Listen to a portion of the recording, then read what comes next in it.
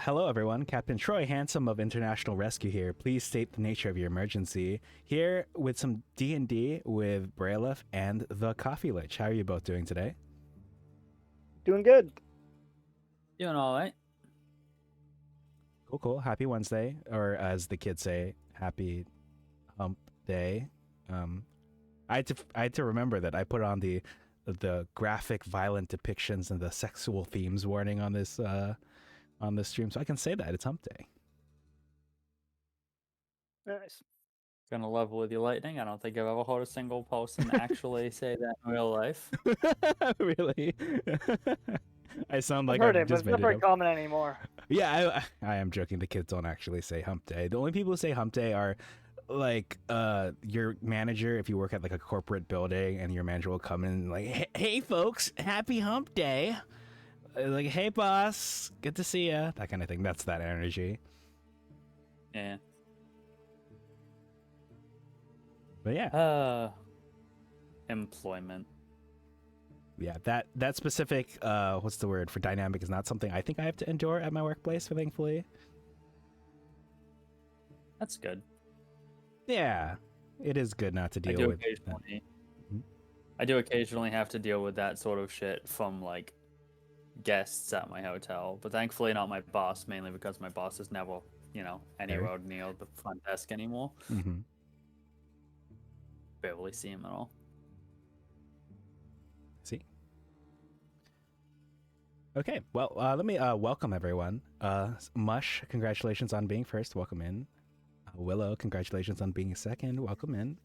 And Ghost, welcome into you also. D&D. Yes, exactly. Bralef, Coffee Lich.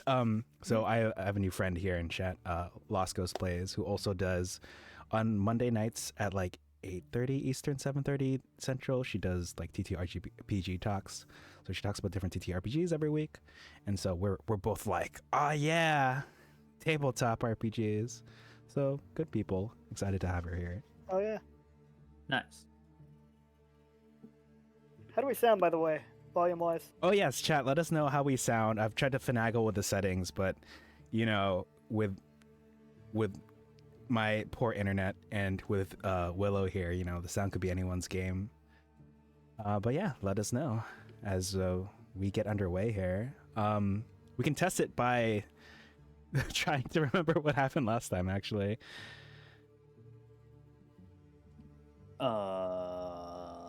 Okay. I think I got this. We played D&D? Question mark? Well, I see a room here in the top left that I'll show chat in just a bit. Oh, and I think it has like, did it have casks or something? It had statues? Like, what was going on in this room up here? I don't know. Which room are you looking at? The one right up here. It looks like it's got like 4 spines. Catacombs. Oh, there were catacombs. Yes. Dwarven catacombs. Filled with nothing, if I remember correctly. Oh yeah, because we looked through it. Spiders over here. Yeah, let me show you all real quick. You looked through every single one. Also, so it sounds like sound-wise we're okay. Ghost says we sound good.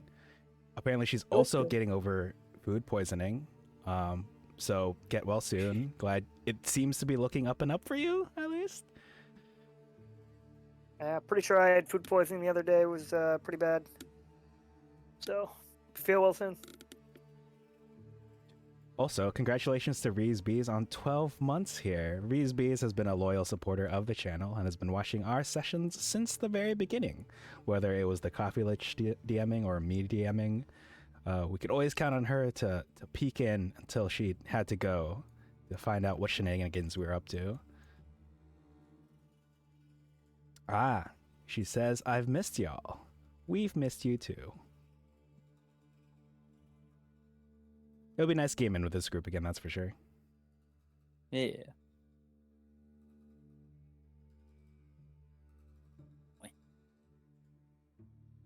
But yeah, I play Dulce de Leche, Dolce right over here. Yeah, and we just met these dudes, I guess. They look very interesting. Not interesting in the way that like I'm attracted to them right now. I have to find out more first. But interesting nonetheless. Always just straight to the attraction. You know me. Actually, when you mentioned what's going to be happening this set, like reminding me which warnings to put on. I know Bralef expressed excitement. I also expressed excitement, but that was on the inside. I didn't verbally express my excitement. We'll see how it pans out. Brilliant. Speaking of, Bralef has left Roll20. Yep. Oh. Gotta evidently have to reload my browser or something. Always fun. Oh, Roll20. Yeah, I have to go on a couple dates with these guys first.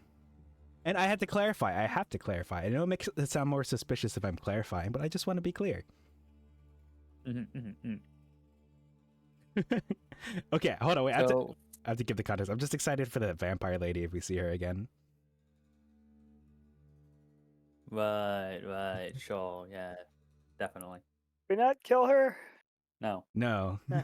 No, I tried to kill her lackey because of the classic line from the Sonic fan dub. That should have been me, not him, because, it should have been me in indentured servitude to this vampire lady, not that guy.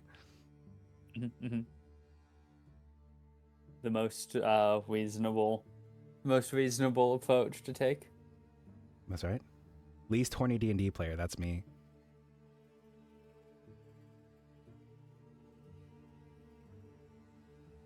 Yep, that's certainly a title. It's also wrong, but I mean, I've definitely seen more horny D&D players, but I like the press X to doubt coming from Reese about that statement, and the yes, I just love that you are all piling on me now at this. I'm like, I'm the least horny D&D player, and like, sure, whatever you say. Man walks into crowded hallway and puts "kick me" sign on his back. Knowing me, I'm only wearing the kick me sign and nothing else. Oh, God. My God. Just have a strong lady NPC. Yeah, I'm so excited to see this hot lady again. And also the reason why my character went down here in the first place was because, thank you, DM, for obliging. But I specified that one of Dolce's weaknesses is like redheaded women and also tall women. And so, wouldn't you know it, a tall redheaded woman went down the well in the yawning portal into here, and I'm like, I just want to check out what's going on down there. Just need to make sure that everyone's okay. Yeah. Yep. And then a couple sessions back, you just happened to see a hot vampire lady who looks eerily similar to that tall redhead that you found in the tavern up top. Yeah. And I got to sniff her a second time. We're not going to talk about that. Anyway. And yet you brought it up. What? Did I? Oops. Who did that? I like this comment here that's like, need a stream sign that says days since I've been horny, and it would always be at 0. And I'm just like, yeah.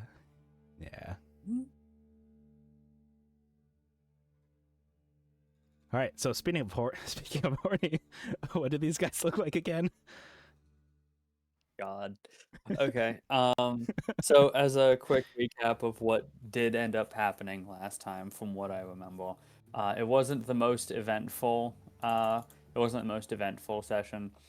You came down the stairs from level 2 down here to level 3, and went through the catacombs and up and around through some caves.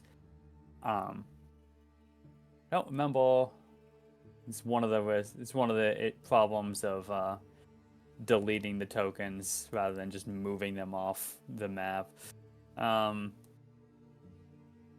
I remember that in the room north of the catacombs, you found a dead person with like a pretty simple short sword or whatever. You looped around all the way over to this space in the room west of the catacombs. Had to go through the cardinal directions now for a sec. And you fought a vampire spawn here. Yeah. And then went on. No, on. They do. No, that's not what I want. What am I thinking of? There we go. Went back here. I think you can see that. Who knows? You went back over to that forest room, and the dead person was gone. That's right. All gone.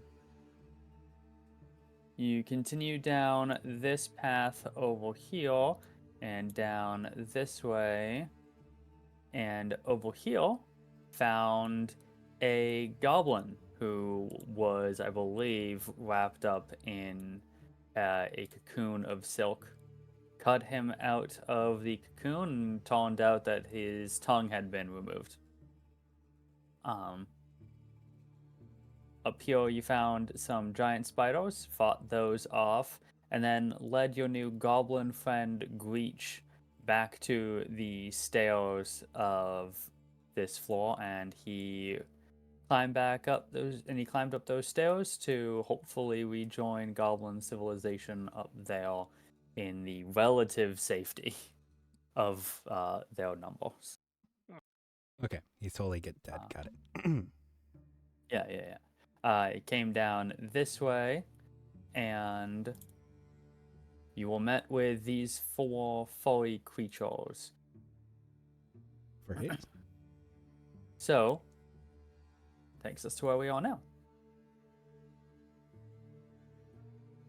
So, before you stand 4 vaguely humanoid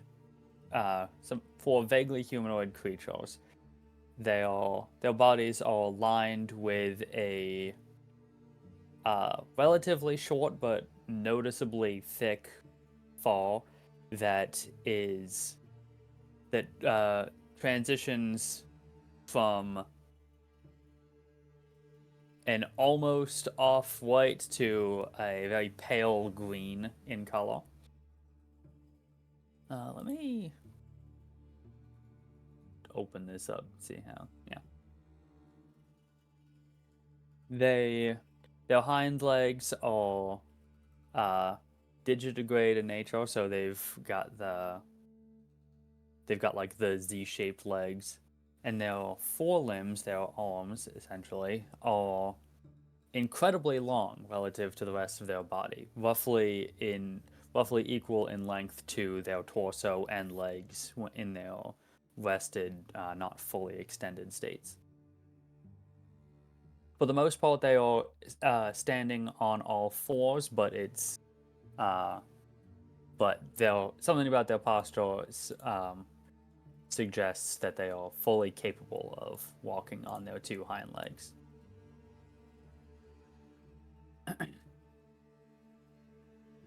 And as you approach, this one raises to his hind legs, extends his extremely long arm, and holds up his hand or paw, depending, and says in a rough, gravelly voice, "Halt!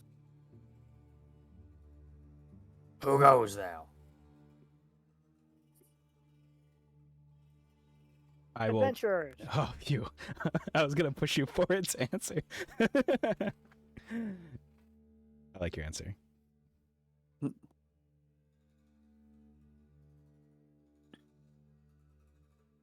Who goes here?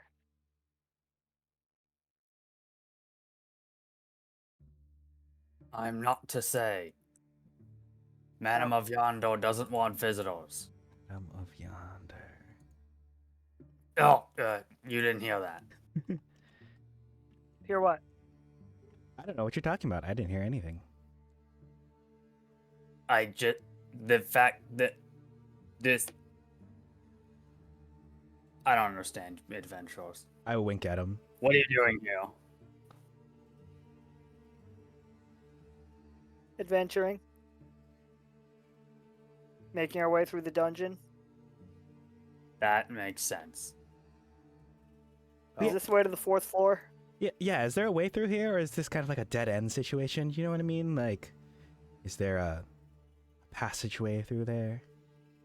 Nope. No passageway through here. Can I? This is a complete dead end. Do I believe him? I actually can't tell if I believe him or not. Okay, roll me an insight then. Yahoo! I don't believe him, but You don't believe. Let's find my that's not insight. very convincing. All right. Yeah, you don't believe him either. All right. I mean, we won't hurt anyone. We just need to pass through. That's right. I won't hurt anyone. I smile.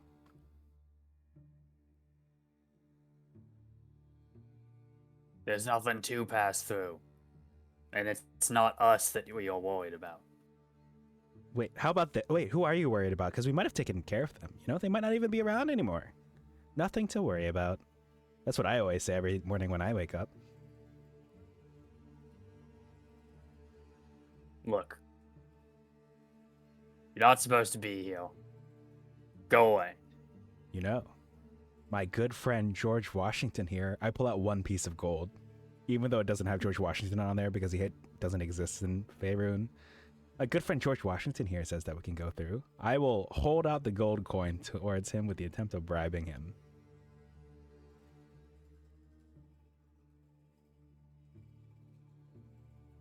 He is like visibly enticed. But he's clearly like sweating at the prospect of like you like actively trying to bribe him with like his next 5 years of salary. Wait, I want to hide the coin and then reveal there's 2 in my hand now, like some sort of magic trick. Ooh. But he has he has a glint in his eye as though his 2 brain cells have like joined forces to form a plan method with this new opportunity. And he kind of stammers over his words a little bit as he says, "You're gonna have to try a bit harder than that to bribe your way past me. You All think right. I haven't seen gold? That's a gold piece. You think I haven't seen much money before?" He's like, He's actively salivating. exactly. His mouth is watering at the prospect of like, how much food could I buy with this?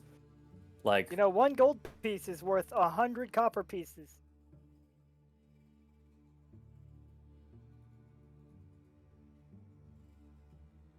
I don't. I don't follow. That's a lot of food you could buy with that. Yeah. What if we were to give all 4 of you a gold piece? Ooh. Wait, The other yeah, other 3 are kind of like the other 3 are kind of like nodding at him to like take the deal, go along with it. This one though, the one that you're talking to, seems to not really be especially enticed by that, as though yeah, because he I offered him does 2. not care what the others. Oh, you actually did? You did actually offer him 2? Oh, yes. I actually did offer him 2. That's why I thought he was unenthused about the offer, because of the fact that it would have only been 1 each, including him. But Yeah. Oh, how about this? I'm gonna jump in. How about both our offers? My 2 to you, and then her 1 to each of you, and I will pat Daffodil on the back, which would be a total of 6. 3 to him, 1 to the lackeys.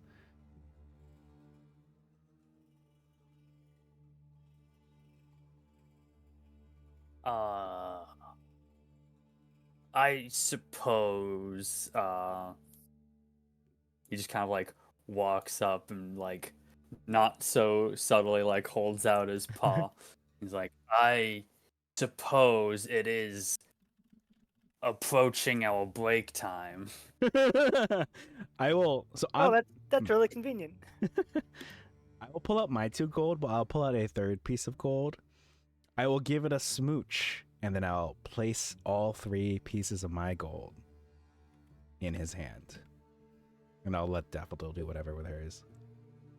There's some slight discoloration on his face. It's hard to tell if he's blushing, but that's sort of the vibe that you get. Nice. But it's not the color you would have expected. Oh, right. Yeah. Because with the white and green, that's fair. I should kiss my money more often. I'll be right back.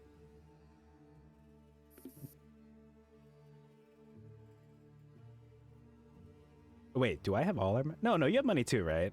Or do you want me to hand Yeah. off the gold to the others? I mean, yeah, I can do half if that's what you're getting at. I think so. Yes. Or hold on, 3. Just the one you originally promised, the one to everyone. Mhm.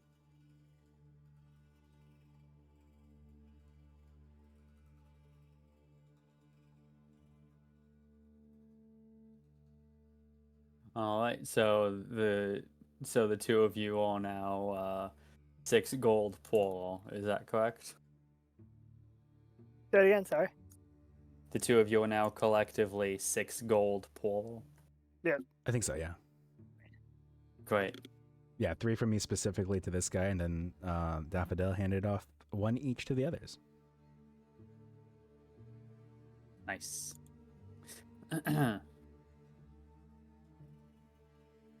All right, guys, it's break time. Let's go.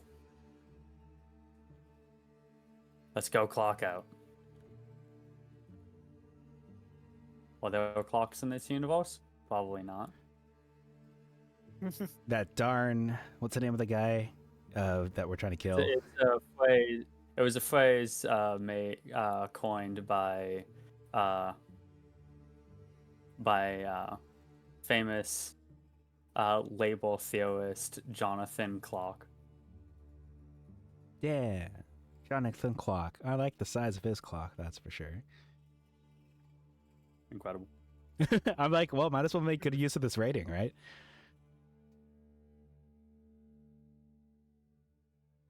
All right, they're gone. Time to pay this, pulls out notes, Madame of Yonder a visit. Yeah. Right, I'll step right What here. is this character supposed to be?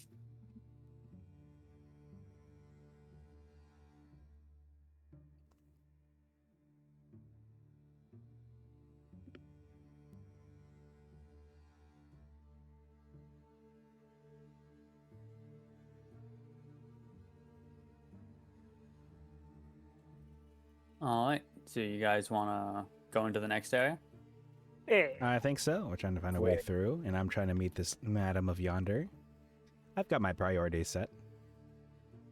Naturally. Oh, wait. Hey, Stag, welcome in. I have another one of my players here. Oh, this is the player that's been watching our Dungeon of the Mad Mage session, so I guess this is technically spoilers for it, but...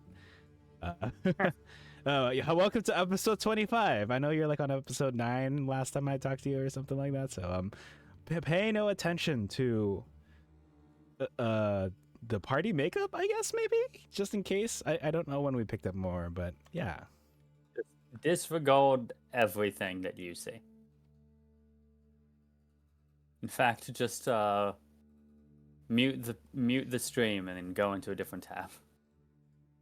Oh, it's saying it's halfway through episode 10. We'll see you. Dang. Time travel shenanigans, wibbly wobbly, timey wimey. Exactly. Ooh, what'd that mouth do?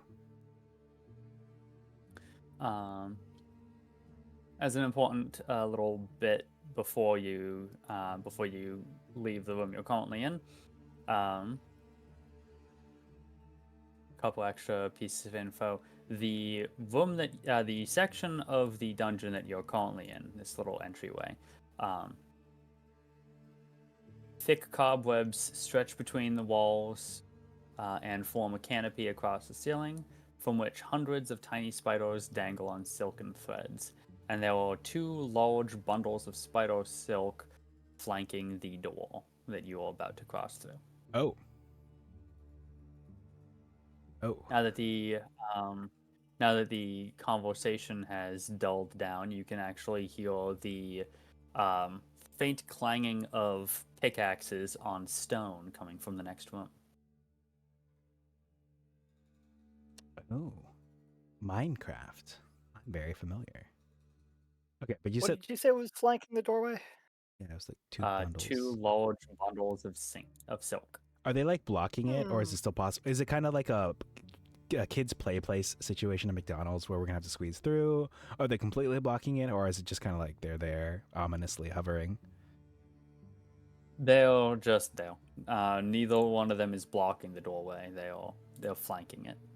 Okay, before we step through, can I like take a closer look just to make sure they're not gonna like, I don't know, trigger when we walk through and encase us so we end up like that guy?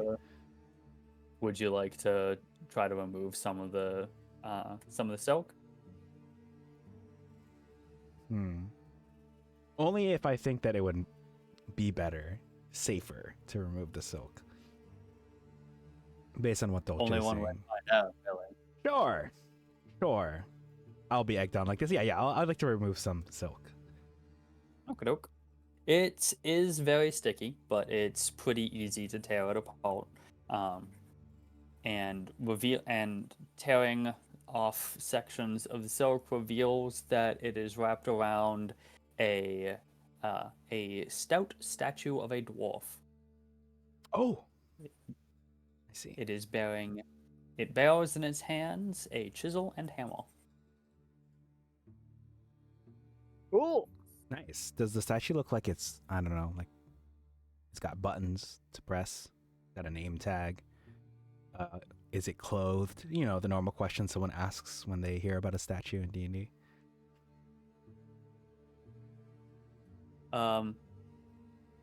In order. Thank you. I appreciate you. In order. No. No. Yes. Ah. A yes. Clothed. It does not appear to have any buttons to press. It is not wearing a name tag, but it is clothed. Okay. Well, I'm game to go through here. What do you think? Essentially, what you can see of it suggests that it is not intended as a puzzle, nor is it a victim of petrification. Ooh. Yes, thank you for that answer too. I completely forgot that statues are sometimes poor people who have been petrified. Yeah. See, when you were asking about the name tag and if it's clothed, I assumed that's where you were going. I guess the name tag thing was, well, because, you know, sometimes you come across a statue and it's like, oh, this is the great Oogly Boogly, who we miss dearly or something like that. And this statue is to commemorate when he made love to 15 men in one night. Very impressive. Oh, okay. You said name tag, you meant like a plaque. Right, that's my Got bad. it. Yeah, a plaque. Not a name tag like a hello, welcome. My name is Jeff. My name Jeff. I work here at Starbucks or something. My name Jeff. Okay, My thank name you. Jeff.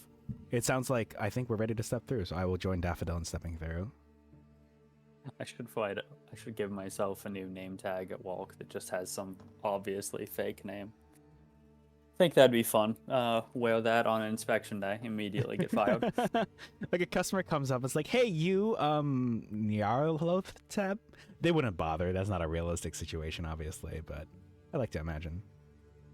They barely read the name tag anyway. Yeah, I'm like, they don't treat you They all never as read the people. pronoun pins. Alas. They almost never read the pronoun pins either. Shockingly enough. My name tag actually has my pronouns on it. Custom ordered. Ooh, that's cool. Perks of being a manager. Fancy. Not a real manager though. I'm still bound by the uniform. Oh, like do the real managers get to like wear whatever's? Pretty much, yeah. The front desk agents at the hotel have to wear black pants and then a blue button-up shirt. Managers, like managers don't have to do that. They don't have to wear the uniforms. They can wear anything that looks professional, but they do still have to wear a name tag. I did ask my front desk manager, like 2 managers back when I first got promoted to manager on duty, if I am allowed to not wear that uniform, and she said that no, I am still required to wear the uniform. I'm like, so I'm not a real manager then. Got it. Mm-hmm. Hilariously, we now actually have not only a new front desk manager, we now have an assistant front desk manager. He is also required to wear the front desk uniform. The front desk manager is not, but me and the assistant are actually still required to. Yeah. Apparently our new desk manager actually went to bat for us, asking the assistant general manager if we could be like freed from the constraints of the uniform, and he said no, because we don't have enough front desk staff otherwise. So we still need a full staff that looks like they're actually supposed to be in that uniform. Oh, I see. Okay. Alas. Regardless, I should still ideally not be scheduled for the inspection anyway. So for those who are not aware, I have hot pink hair right now, and that is a very flagrant policy violation. But, Ooh. If you're one of the star employees and you threaten to leave in peak season, they let you get away with some stuff. Yeah, let's go. Valuable asset. Yup. So, as the 2 of you step into this room, you are met with 4, let's say, pungent lizard people, each toiling away, hitting the walls here with their pickaxes. Upon observation, you can notice that they are specifically chipping away at the rock to reveal chunks of gold buried in the wall. However, as soon as the 2 of you enter, the 4 of them notice your presence, shriek, drop their pickaxes, and fucking bolt out the door. Whew. I recognize what these creatures are. Now I can breathe. You stretch.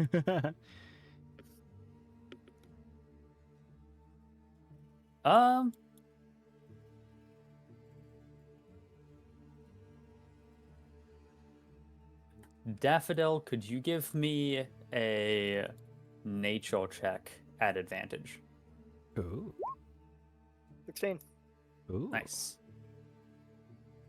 At first, you aren't really able to recognize them, though on a certain level, some part of you definitely remembers seeing them in the past. The very faint memory floats to the top of your mind with the word troglodyte. Ooh. Moving Blockhead into the room with you. Oh, right. Speaking of Blockhead, Stag says, I'll get context as I go. I was hoping to catch this live, so I don't really care about spoilers, being halfway through season 10. Hell yeah. Yeah. Season 10. Sorry, episode 10. Well, given how this has been going, season 10 might not be so much of a misnomer. It's a big episode place. 25. If we were to air this on, let's see, episode 25, if we were to air this to the BBC, I think we'd be on season 15 right now. Nice. Huh. What a diverse peoples we've gotten here. Yeah. So, use one more. Oh my gosh. Ah. As you are, oh boy. Zoom out a little bit. As you are contemplating that, a spider hidden in the silk on the ceiling descends down and initiates combat.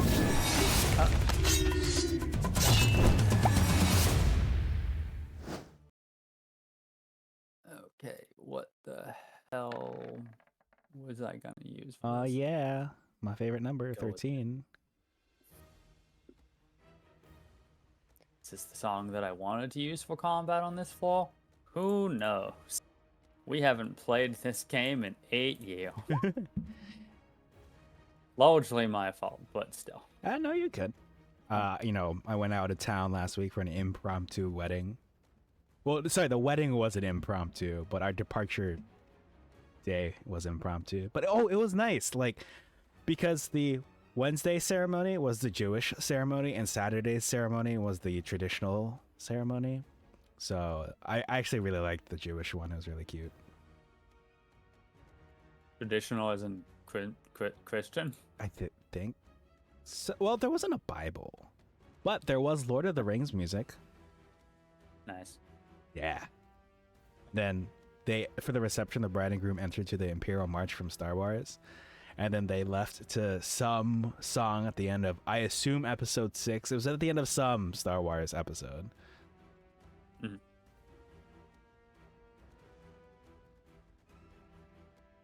Oh, wait.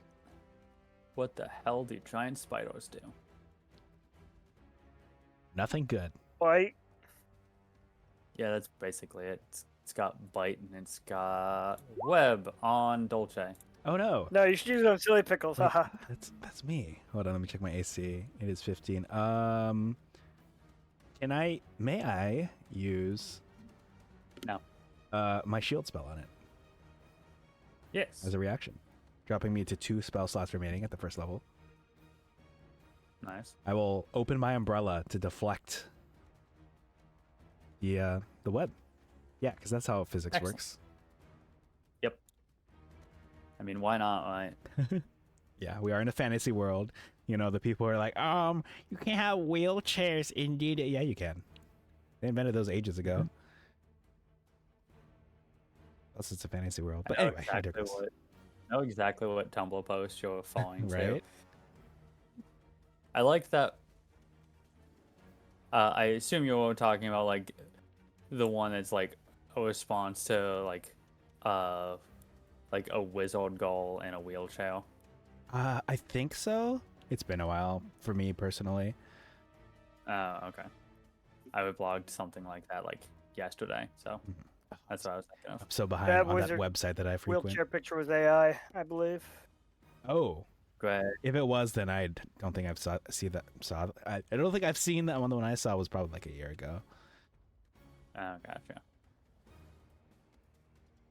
Did spark some interesting conversations, but Yes. Okay, well, that's all it's gonna be able to do. So, Dolce, you up? All right, that's me. All right. Shoot, I am 5 feet away from it, but it's like, because it's like, is it on the floor here with us, or is it on the ceiling still? Let's say it's on the wall. Oh, it's on the wall. So, like, I'll say within melee range if you were to like get into an adjacent space. Okay. Well, I guess you all in adjacent. Mush, thank you for the lurk. Have a good short rest. All right. In that case, I would like to pull out. That wasn't on purpose. I'm trying to figure out which weapon to unsheathe. I'm just gonna click the. I can't tell what is the short sword from. Oh, from the dead guy. Right, because that dead guy had a short sword and a buckler, and so I took those both. I will just take out the Winter's Bite rapier. I will hold it high, allowing a little snowflake to rest on the tip, and then I will try to thrust it at the giant spider, but in the form of the booming blade spell. Nice. All right, so first, I attempt to strike it. I don't think I strike it. You do not strike it, unfortunately. The spider deftly dodges your clumsy strike. Damn. Well, I will at least use my mobile feat as I attempted to make a melee attack. I will step back 5, 10, and 15 feet to right here. Alrighty. I think that's Anything it else? from me. Okay. Silly Pickles, you up? All right. Silly Pickles will attempt to use Blockhead for one of his many purposes. A fly swatter. And It's a spider, not a fly. the 13 hit. It does not. That's what you get for using a fly swatter against something that's not a fly. Oh yeah. What about that's kind of offensive. 9 bludgeoning damage? Huzzah. Alright. Anything else from you? Nope, that'll end Silly Pickle's turn. And now the spider will end Silly Pickle's life. Aha! Oh, Or on life, or lack thereof. it's going to attempt to bite at Silly Pickles. That's a 10. Eh. Even if it could do fucking anything to you, it still misses. I'm glad I'm back here hanging out. I will admire the fine craftsmanship of this door. Well, it's your turn, so stop admiring things. I quickly went back like, oh, sorry, we're in combat. Oh yeah, quick question. I forgot what what you answered when I asked you if we have bless on for this. For this, I guess, session campaign, the bless redeems. I'm fine with that. Mm-hmm. Okay. Well then, in that case, to Reese's question, yes, the bless redeem is applicable, but I don't want to overwhelm us, so I'm gonna say just a max of 1, unless our humble DM deems otherwise. I don't really want to have to keep track of like multiple charges of bless. Yeah, right. I came across that problem because someone stacked 4 onto one player like 2 sessions ago. I'm like, oh my gosh, I'm limiting this to 2. Yeah, that sounds insane. All right. Like, how would you even rule that as a DM? Like, do all 4 of them go off at once, or is it like it's you like get one you?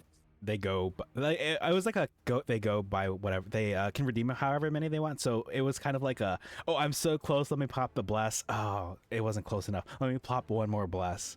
It was kind of like that. Okay. It was like an expendable resource, so you just get to use, so for every like 1 bless that someone had given you, you just get to add 1d4 to something. Yes, like, so if someone rolled like between 10 and 13, it felt like a good time to, I think someone had burned 2 or 3 at once before, back then, before I limited it to 2. I limited it to 2 over there. But yes, Reese Bees is chosen to bless Silly Pickles, so I'll turn that on right here. I don't know what the cooldown is, but there's the bless icon. Hey! I like how in some way... Thank you, Reese. Oh, I've been blessed now too. This sounds like some sort of collusion effort now that this is happening. I'm just like, hey, is bless okay? All right, Reese Bees, go ahead and open the floodgates. But yeah, I don't know what the cooldown is. I'm sorry, Stag. It is time for me to do my favorite move. And that move is as follows. I will take my sword. I'm going to cast Firebolt, like, functionally. But I'm going to take my sword, scrape it across the ground, igniting the tip. And then I'm going to thrust the tip towards the spider, hoping to ignite it with a Firebolt.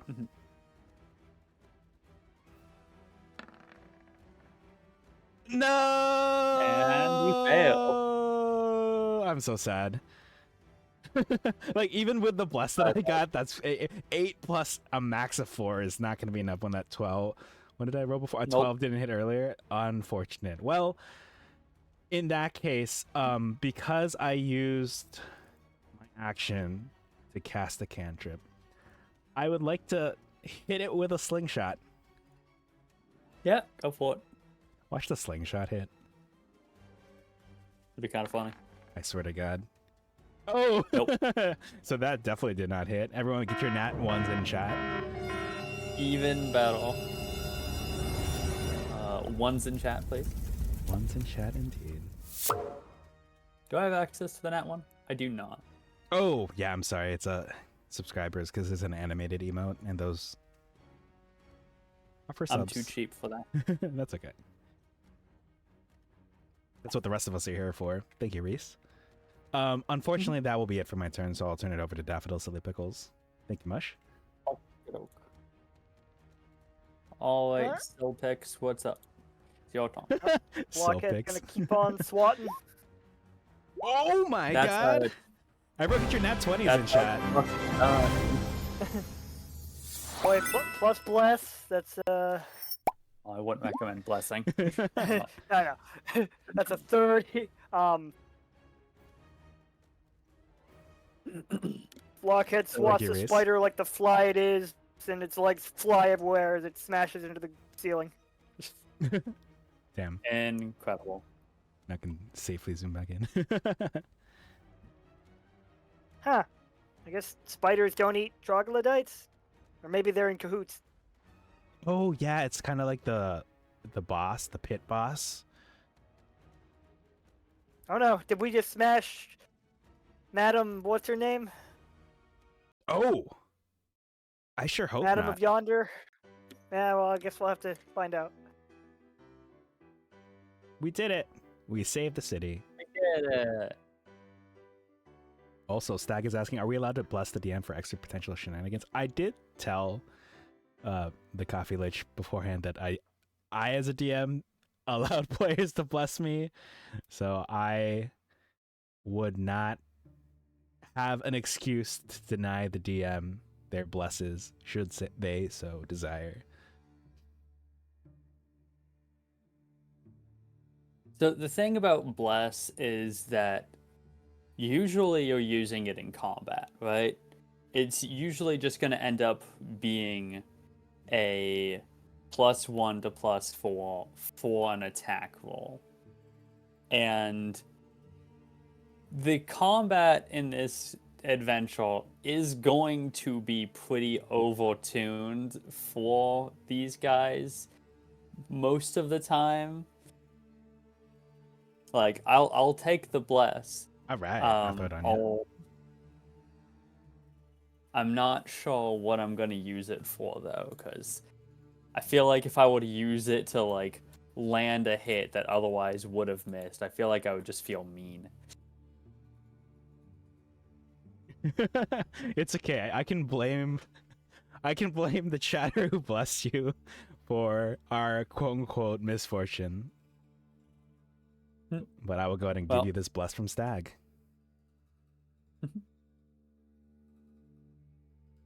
Woohoo!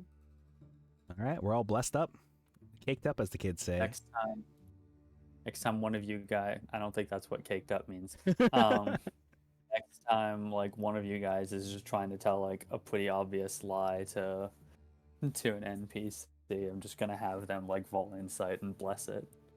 Ooh. Like, hey, wait a second. What if it's full to have to tell the hot lady Dolce? Something tells me I feel like the tall hot lady's not going to be smooching me anytime soon, or at least a traditional smooch. It's not especially likely. Yeah, unrequited, alas. What kind of DM do you think I am? It's because Reese has been around me for long enough that I don't know, perception has been skewed. Be like, oh, like lightning allows tall hot ladies to smooch the player characters. This is not a DM who lets you roll to seduce the dragon. This is true. This is true. I am very much the DM who, like, shenanigans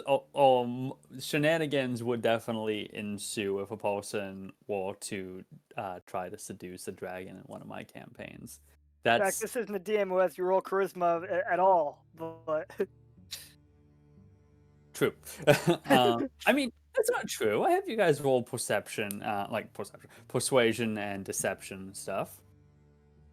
I don't have you roll like just straight charisma because I don't generally like playing a character who doesn't have any. What was grumble, that? Grumble. Now that I'm playing a character who doesn't have any, grumble, grumble.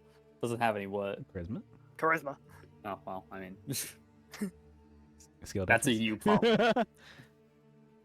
Delilah had expertise in charisma, deception, and didn't get to use either one of them the entire game. Sorry, bud. Yeah, I'm sorry. And I will die mad about it. Not really, because Saltmarsh was incredible. But I will occasionally joke about it because it's funny. You did still get to float with a devil at one point. Are there Charleston's devils? Yes, they are. Did you not know that? I forgot. I always forget. Yeah, that makes sense. I always forget that I'm the monster lore guy and you're the like rules guy. Yeah, I like this dynamic because we can all look at an icon and the coffee lich will be like, oh yeah, that's the one that in like this edition, this, and then it was related to this monster. Bralef will look and be like, oh yeah, they're weak to this, they're resistant to this, they have 2 legendary actions, and I look at it like, hey, I'm lightning, nice to meet you. 3 kinds of people. 3 kinds of people. I did ask him for his number. He said no. Yes. Ooh, I do remember that. I am also the type of DM who will just like everyone is the same as me. All male characters are gonna be gay. Like, yeah. Like everyone is like same sex attracted and that's it. Yeah. Mindset difference. I like I resistance imagine that we here. would have a lot. I imagine that we would have a lot more bi characters if Bralef was the. All right, Bralef, when are you DM. DMing for us? We've each had our turn to suffer. I mean, our turn to have fun. It's your turn down the line eventually. I've not D&D, but I've GM'd before. It was fun, but I don't stay motivated to do it for very often. That's okay. It wasn't Very mostly a serious question. Hey, one shot's though, right? Yeah, maybe. I have thought about it. Yeah. Actually, I did. like I did enjoy what Bralef ran, but the system was kind of not for me. There were so many games at this point that come out that function very similarly, and I'm like, ugh. Was it powered by the apocalypse or was it something else? It was. Yes. I only remember that because I've been looking for people to play Candela Obscura with, and I kind of explained it to you all, and you're like, "This is just powered by the apocalypse." I'm like, "Oh, I see." I mean, with a few changes, of course, like the drive and the resistance to attempt to kind of mitigate some of the issues that you all brought up with powered by the apocalypse. If Ghost is around, I'm sure she could also comment on powered by the apocalypse. But I personally love powered by the apocalypse games, but yeah, it's just the consequences of like failure thing doesn't feel especially great. In what we played, the Sprawl, one of the things that it did actually like have baked into the rules that one of the most consistent consequences was like one of your weapons jams, so you can't use it for a while. And that always irritated me because it's just like, oh, cool. Well, it just took away one of my few like narrative options. Isn't that generally just like until you like fix it? Like sometimes did that come up a lot?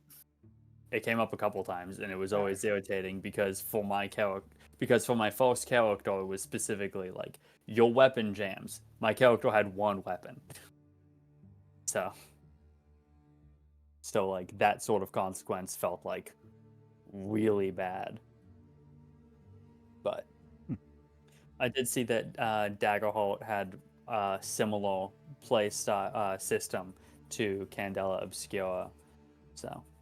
Oh, wait. Which, to be clear, I do stand by not super caring for powered by the apocalypse as a system, but I know that you are interested in Candela Obscura and Daggerheart, and I am very much willing to give it its fair shake. Daggerheart's not D6s, it's D12s. So Daggerheart is you roll 2 D12s, which are your hope die and your fear die, and you add them together to make your final roll. If it's higher, that's great. If you succeed, that's great. If the hope die is higher, you also get a hope token, this expendable resource. If your fear die is higher, the GM gets a fear token, which is an expendable resource they can do to add more reinforcements, kind of narratively cause things to negatively affect the players. If your total value is below like the DC, if your hope was higher, you'll get a hope token even though you fail. It kind of like softens the blow. But if your fear was higher and you still failed, ooh, it's like it's really rough. I don't remember if that's technically a critical fail or not. But the critical successes are if you both of your d12s are the same. So if you roll, even if they're ones, you roll 2 20s, you roll 2 15s, you roll 2 6s. Critical success, which also comes into play in a fun way with the death mechanic, which is vastly improved over D&D in my personal opinion. But yeah, d12s. So obviously you can give Candela Obscura its fair shake. Perhaps it's not your cup of tea. And also for Daggerheart, in addition to the d12s, I think it's like D&D where, for different like spells or weapon attacks, you will be using the other dice at your disposal. But the counterpart to 5th edition D&D's d20s are the d12s. Oh, and they have to be different colors. I think that's been heavily encouraged because, one needs to be your hope die, one needs to be your fear die, so you can figure out who's getting the free stuff. Yeah, how the hell does that walk on like virtual tabletop? Oh, I'll have to take a look. Your die color is determined on Roll20 by like what color you have next to your icon. Is true. I guess, I'd have to look because they have a dedicated website for Daggerheart where they have like character creation. They say it's like, so the way that I've been hearing it explained is like D&D Beyond, but for Daggerheart, and as someone who vitriolically despises D&D Beyond, that doesn't inspire hope, or confidence in me. The only thing I can think of right now is like Roll20, rolling one first, like, all right, this is gonna be my hope die first, like no matter what, and then the second one is gonna be my fear die. Left die hope, right die fear. Yeah, but sometimes they might be like on top of each other, like, left on the screen. Oh. Yeah, so if you roll a d12 at advantage and just the left one's always gonna be hope, the right one's gonna be fear. I kind of like that, Zag. But I'm sure that... I did have that same thought the other day when you guys were first talking about it, like how would that walk in D&D, Roll20 specifically, and I was like, what? We could just have it set to roll at advantage, but I guess if it's supposed to be for D12 specifically, I guess that doesn't work the same way. I'm sure that once they implement it in Roll20, there will probably be some option because they try to fix it for the system. Also, Reese says, alas, I've missed these sessions, but I must sleep. Best of luck and good night. Well, have a good night, Reese. Thanks for hanging out. Good night, Reese. Good night. And of course, I appreciate your comment to try to get the Coffee Lich to be like, one who enables me and Troy about the having the tall hot lady smooch dolce. I appreciate the hustle.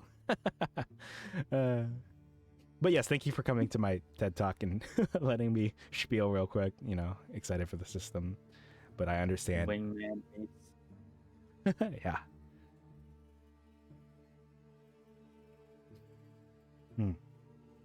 Okay, so yes. Returning to the game for a sec. So before you, there are 2 doors. The one to your south, this one, doesn't have anything especially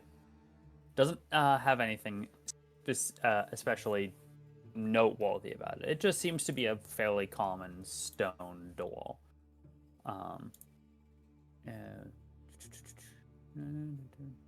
Give me one sec, actually. Yes, okay. The door to the west, however, let's see.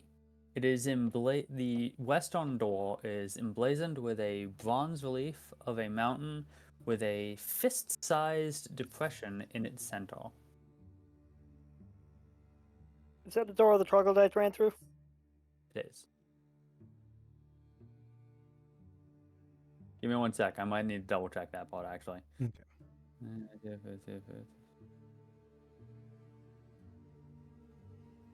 Yes, it is.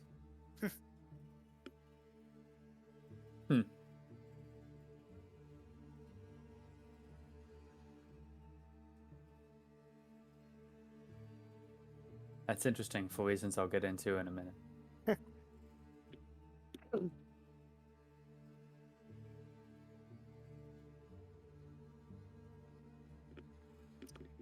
Alright, so to clarify, the south door is like stone door, and this one has like a weird recess in it. a bronze relief of a mountain with a fist-sized depression in its center. Hmm.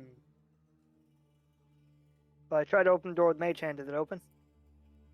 No. Is it? No, it does not. Does my fist look similar in size to this depression? No. Your fist looks a little bit smaller.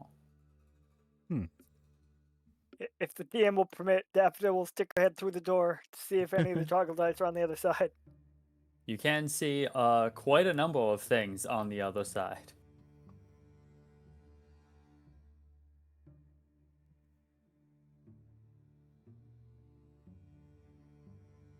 Oh, Lord have mercy.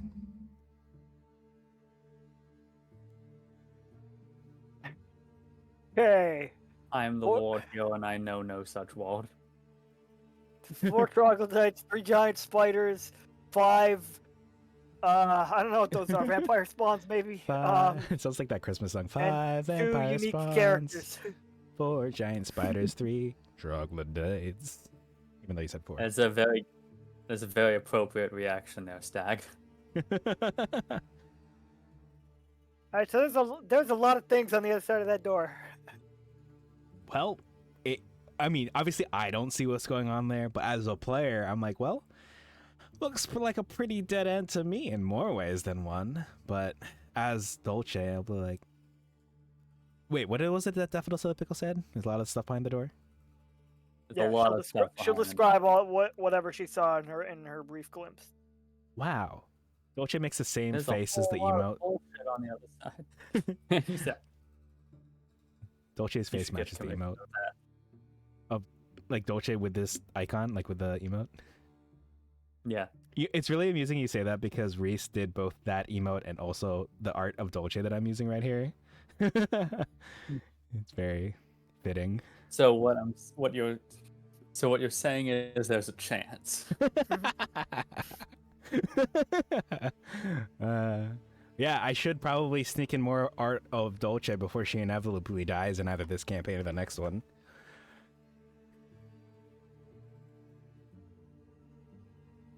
I'm not saying that I'm intending her to, but you know all this stuff that's been happening to her, getting taken over by that, was it intellect devourer, the fact that her hands no longer have any flesh on them and are just bone. Like, homie's going through a lot.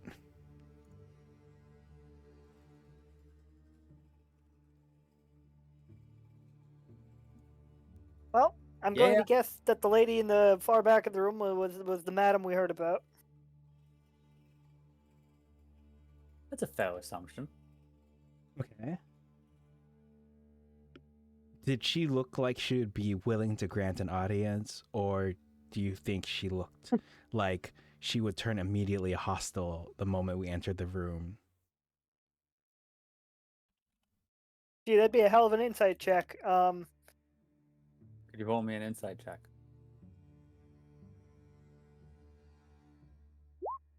Ooh.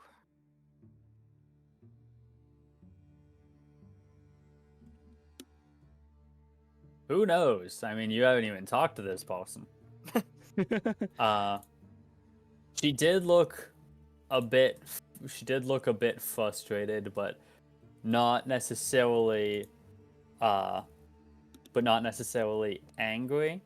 It's hard to gauge though if that's because, she's like a reasonable enough person to not immediately order your deaths. But you are in a pretty dangerous place, so who knows? Maybe she's just a ruler who's able to keep her composure. I understand. Frustrated but not angry. All the makings of either a divorced woman or the wife of a military person who has gone out to sea on deployment for at least 6 months.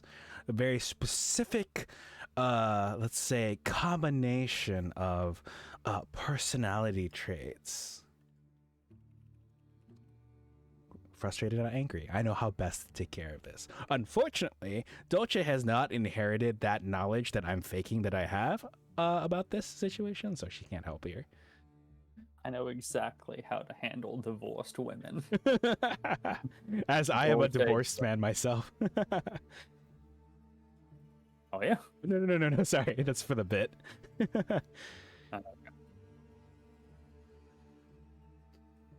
But you're gonna joke that Dolce is divorced, or has expertise in Where is the divorced women's skill on here? Actually, let's see. The deception. It should be here between deception and history. Strange, it's not here. I'll have to add it myself or something.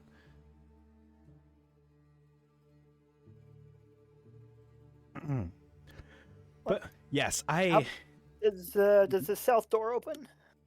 South door does open. All right. Yes. Let's whatever's down. I'm totally like jinxing us, but whatever's down here possibly can't be worse than what's in that left room, right? I will let you open this door. God only knows. By Maybe God, we'll I find mean- some sort of fist-shaped stone. Oh, true. This is just like a JRPG. Another door immediately. And it's not impossible that you might already hold the key. Oh yeah, let me check Got it. my inventory. Oh yeah, let me check my Gotta think inventory about too. these sorts of things. True. It's an adventure game, sort of. Healer's kit. Pot of Awakening, map of floor 3, Rex's full plate, Short sling, sword, sack, gun, chalk, gun, circle gun. of blasting, withered heart, leather pouch, bag of Kyle drops, Withered heart. stone key. How big is the withered heart? Hearts are supposed to be fist size, Roughly. roughly. I should Pretty know. sure it's just the heart of some guy who was unfortunate enough to have, attuned to it. Oh, that one. Oh, that fucked up one. Yeah. You should have tuned it. I'm kidding. You didn't even have a body. It's still kill 'em. Oh. Magic. Oh. Would it? I thought it kills you DM. by replacing your heart. Yeah, but like the intent of the magic is still to kill you. Okay. It replaces it.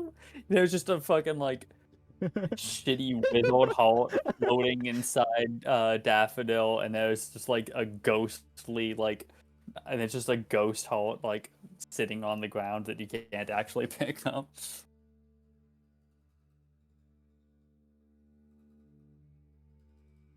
Oh yeah. Sorry. Let me follow you.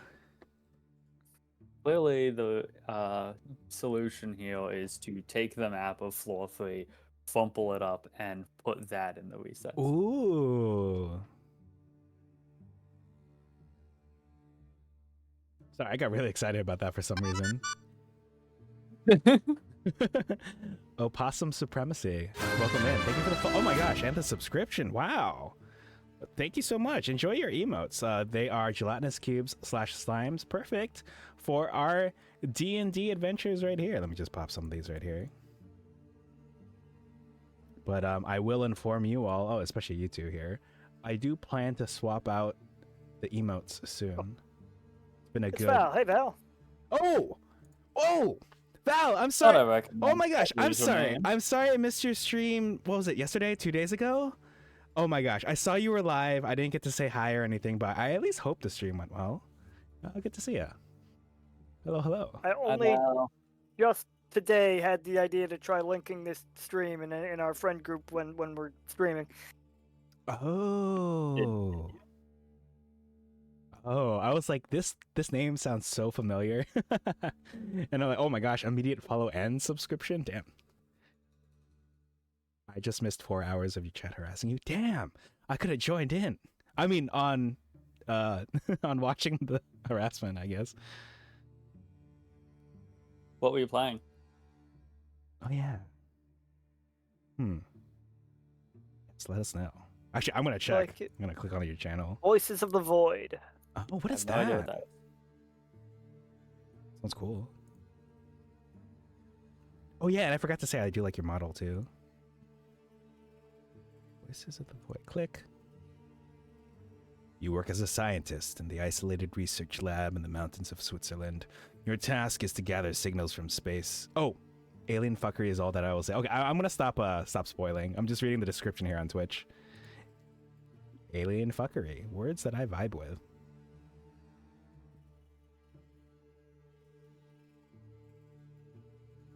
Just checked my Twitch profile. Why do I have 2 followers? Oh.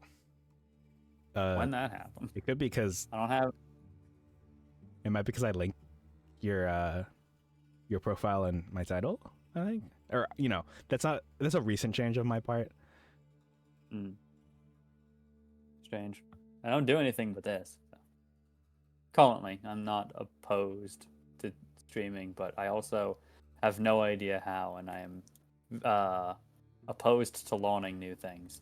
Oh, I feel that. Actually, that's my thought on, as I'm getting older, I'm like, what are the hobbies I will choose to suffer through, is how I'll phrase it. So I've got my online friends over in Jersey. One of them has chosen to fill their time doing things like the knitting and crocheting, has picked up other crafts that will like get super into a craft for like 2 weeks or 2 months, buy a bunch of stuff and then kind of like switch hobbies, pick up a new craft. That's what they're up to these days. And for me, I've chosen, I could, I don't know, put out song covers, but I think I've chosen TTRPGs for now. We'll see how things go. Because I've been, trying to, I stream games here on my off time, but I've been really enjoying my Just Chatting streams. I think one of the streams that you accidentally got into when you were first loading up stream today was one of my Just Chatting streams, because you said it was like the latest one or something like that. What I've taken is I've blatantly stolen, I have borrowing someone's footage of like walking through a state park. I put it behind my model and I pretend that I'm going on a walk. I'm like, hey guys, let's go out for a walk together. And I just like shoot the shit while we're like touching grass virtually behind me. But yeah, third life crisis and all that. Hold on, 80, 60, 23, 67? No, that's too much. Calculator. 80 divided by 3. 26. Third life crisis. But yeah, thanks for following and subscribing. Oh my gosh. They're honestly so relaxing though. Yeah, it's a really good time. Like just like how being at the wedding reset my brain, there's something about like having that on in my background, some sort of visualizer, back when we had our music players and they had the visualizers. Or like the people, what I want to do is get those, those cooking videos people do. Like, you all know about the chocolate guy, right? What's his name? Yeah. I'm tempted to put, I don't know if I'm allowed to. I definitely want to put some sort of food content on here, which will be a mistake because it will make me hungry, even though I'll be actively eating food, or I'll have just finished actively eating food. But food. I love food. It's my number one hobby, as has been on my Twitter bio like for the past 3 years or something.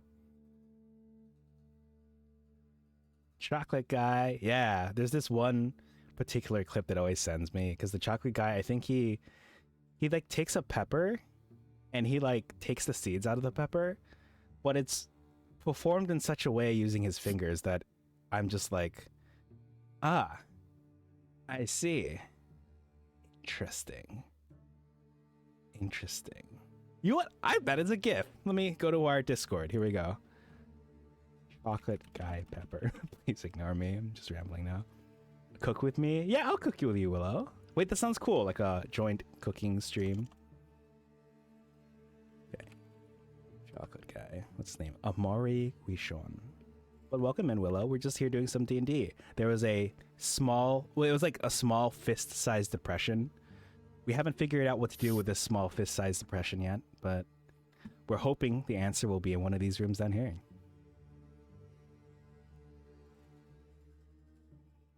Wow, there are no gifts for Amari Guichon. That is offensive of Discord. Oh, you've been lurking, Willow? Oh, that means you've heard me talk about all sorts of fun things. Nice. Oh, and Troy Dungeon Meshi arc. Have you both seen Bralef and the Coffee Lich? Have you seen Dungeon Meshi, aka Delicious in Dungeon? It is on Netflix though. I don't remember if y'all have Netflix. We have not seen it. You have not? Oh yeah. Well, I'm sure you've, at least the Coffee Lich, you've heard the good things about it on Tumblr and about the mangaka, about how she literally ended the manga a little bit earlier than she had originally planned so she could play Baldur's Gate 3. How the only fan service in the manga and the anime is of the old dwarf dude, Senshi, who's voiced by ProZD in the English. Also, it has lesbians in it. Like, heck yeah. Yeah, it's a good time, but it's inspired a lot of people. You know, now that Mush has brought this up, I can't believe I never thought of this idea. But I have a friend named Putty, and she was like, "You'll be a great D&D one shot, a dungeon meshy D&D one shot."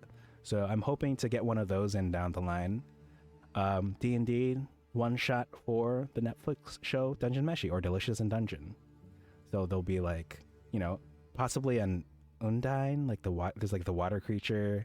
What other creatures are there? There's like there's tentacles, but I know what I said about like fan service, like it's normal. Don't worry, normal tentacles, not the weird ones.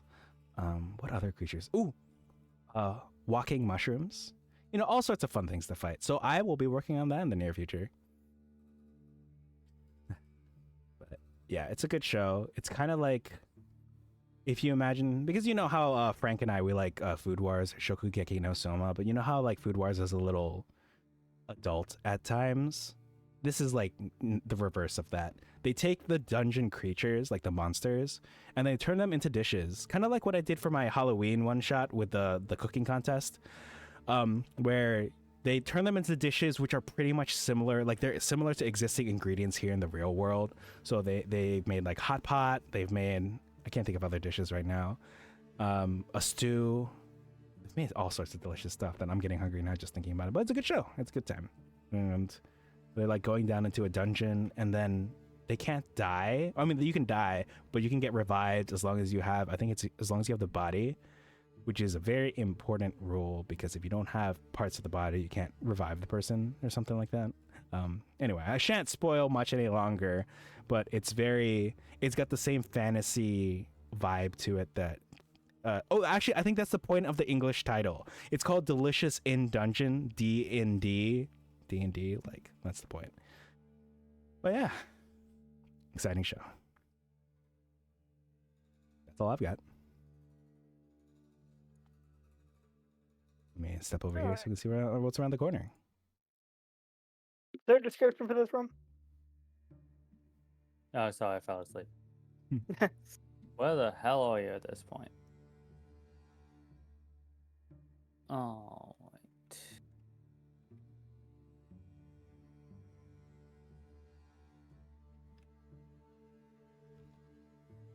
From this specific angle, it's hard to see exactly what kind of room this is, though on your way in, you passed by a door that is barred from the outside. You can hear the sounds of, not torture, but torment, coming from further down this way. That's right. Not not as if someone was actively, like, beating someone, but like throwing small rocks at them or taunting them, something like that. That's right. Torture is Well, illegal. let's go check it out. Torment is not. It's like the whole, why are you hitting yourself? Or it's like, Mom, he touched me. It's like, nah, and like the finger's like right out, like 2 inches from them. It's like, this isn't a war crime. They're just little Roro. Damn, what that mouth do? Interesting choice of location there, silly pickles.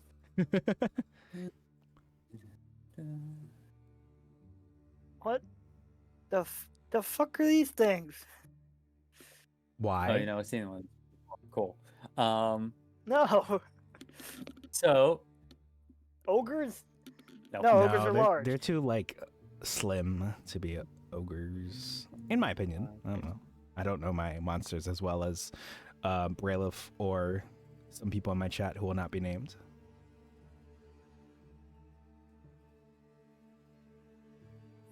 What am I looking at then? This is interesting. They don't actually give me any like programming for these guys. That's neat. So you see 6 gray-skinned humanoid creatures with no eyes, all standing at barred doors and tormenting the occupants of these cells. Oh no, not the hot late. I know that's just the commoner token. Hobgoblin. These are the 2 that I will reveal for your current location. Okay.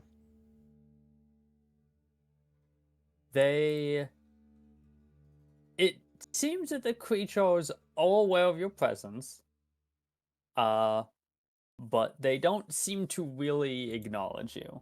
Perhaps they are simply too occupied with their favorite pastime, throwing bones at commoners and cells. It is pretty fun because where are they supposed to run to? You know, it's like there's enough room that it's a bit of a challenge, but they're not running all over the place. What is this? 8 by 9 feet. Exactly. Hey, what are you doing?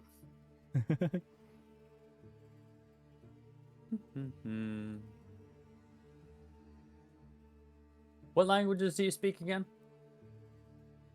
I think Common, Elven, and Dwarvish. Common, Sylvan, Elvish, Dwarven. And Dolce? So I speak all the short people languages in addition to Common, so that's Common, Dwarvish, and Gnomish, as Dolce is only 4'10". Oh my gosh, she's shorter than I remember. Damn, girl. Taller than me. What? Not true. I was about to say, I'm like, what? Hold up. Wait. Let me consult Hungry's spreadsheet notebook about all of us. I might have misinterpreted. What do you say? Oh, yeah. She's 4'10". Oh, yeah. I thought you said 5'10". Yeah, she'd be taller than me. The creature here turns to you, and with a wicked smile says something you do not understand. Damn. He then proceeds to continue throwing small rocks at the human in this jail cell. Okay. Alas, I don't have comprehend languages, nor I also don't have a helm of comprehend languages. So here's how tough do these guys look? Yeah, on a scale of 0.25 to what's the highest challenge rating, like 23 or something. It's probably infinite, honestly. Like 30. 30. On a scale of 0.25 to 30, how tough do these guys look? You know, not counting outliers like banshees and shadows. On a scale of 0.25 to 30, I guess I would have to say that these guys are averaging about 0.25. Aha! They just fucked up looking skeletons. No offense to smashes skeletons. through all of them at once, killing them. Silly Pickles would just look through the bars at the counter and be like, "Hey, is this guy bothering you?"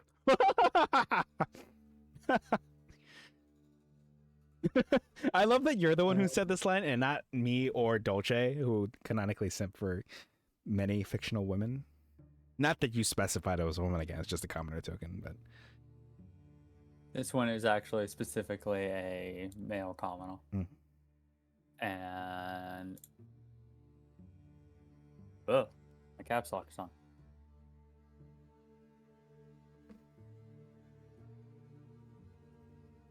Yeah, it's good. Can't be bothered to change the token out. The middle-aged man, is he even middle-aged? He is now, whatever. The middle-aged man in the cell looks up at you, kind of confused, and just says, "Yes?" So, what's the situation here? I'm imprisoned? I like to imagine that he's still being pelted by the rocks as this conversation is happening. Yeah, like a small pebble has like hit him like on some part of the forehead or torso like 3 times over the course of this conversation. While he was saying the word, like right after he finished saying the word imprisoned, a small pebble like landed in his mouth and he had to spit it out. Ooh, that's good aim. But before I do anything hasty, I just thought I would ask you some questions. So, do you know what these guys even are? These gray guys? I have no idea, Pebble. I can't even see anything very well down here, Pebble. I was just going about my day, Pebble. I just got grabbed. I just got grabbed and dragged over here, Pebble. How long have you been here? I don't know. All right, that's enough. How would you like it if someone threw a rock at you and Silly Pickles will mage hand a pebble into this gray guy? Hey, maybe he's into it. Maybe it's Maybelline.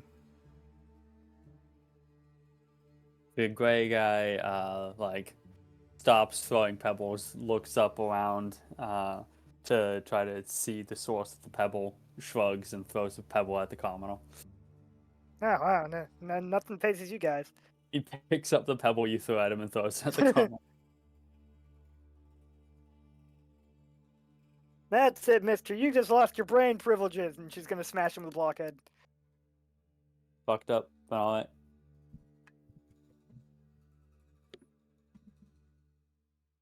I'll call this non-lethal. Not that I expect 9 bludgeoning damage to kill him, but... You sound like my fellow Wednesday player at 8 p.m. Eastern who always non-lethally casts Tidal Wave and Burning Hands. I think it's pretty reasonable as a DM to like cut off the non-lethal option at spells. Oh, rules is written. I think you can't anyway. Rules is written. I believe non-lethal is specific to melee attacks. Mm-hmm. I'm not opposed to allowing non-lethal ranged attacks if you can like justify it. Like, person's not super likely to like bleed out and die if you like, I don't know, hit them in the thigh or whatever. Still hold like fuck though. That's right. That's why I always aim for the thigh. Yep, that's the reason why. Well, that's a good comeback. So, you kind of like knock the guy on his ass with blockhead hitting him upside the head. He seems to be equally confused, but also pretty angry. And the fact that you specifically said that about his brain privileges, he didn't necessarily understand what you said, but he could identify like the sound. He could identify the source of the sound, followed by being hit in the skull very hard. Yeah. So he's gonna shout something to the others in a language that you again do not understand, and combat. What are they gonna do? Throw pebbles at us? Okay, no, They probably I'm expecting the pebbles to like enlarge or something. They're gonna wail. Their attack block is called Boulder. You got big mouths. I'm expecting the mouths to come into play here. This is not my first rodeo, that's for sure.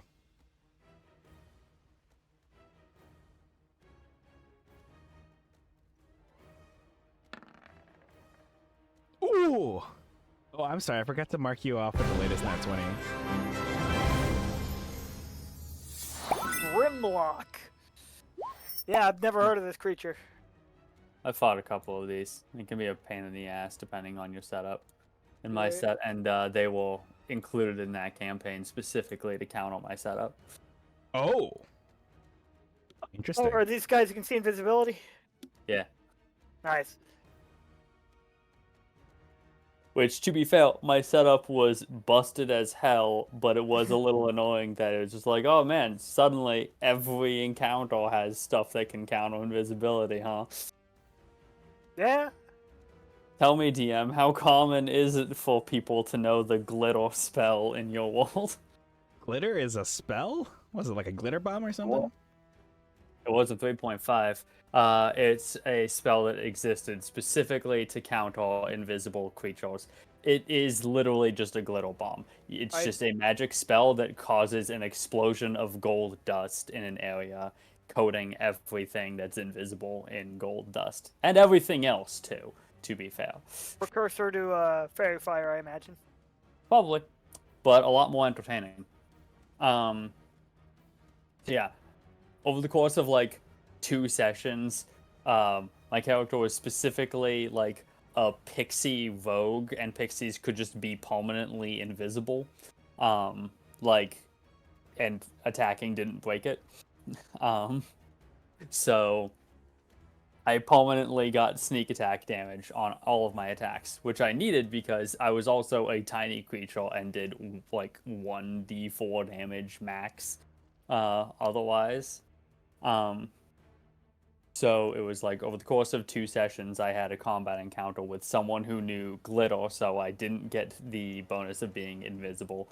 Then we fought a bunch of Grimlocks who have blind sight, so I didn't get the benefit of being invisible. And then we fought a bunch of assassins who are immune to sneak attack damage. Damn.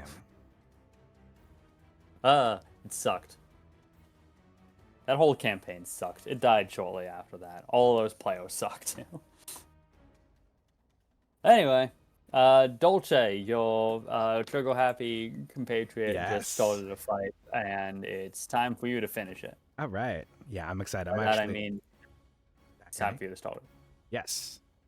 All, right, all this talk of spells is reminding me because I was talking to Stag about the older spells in D&D that weren't like in 5th edition. Because there's this Kickstarter I got an email for because I supported them in the past about the Librum of Lost Spells, where they take the earlier spells and resurrect them with 5th edition rules.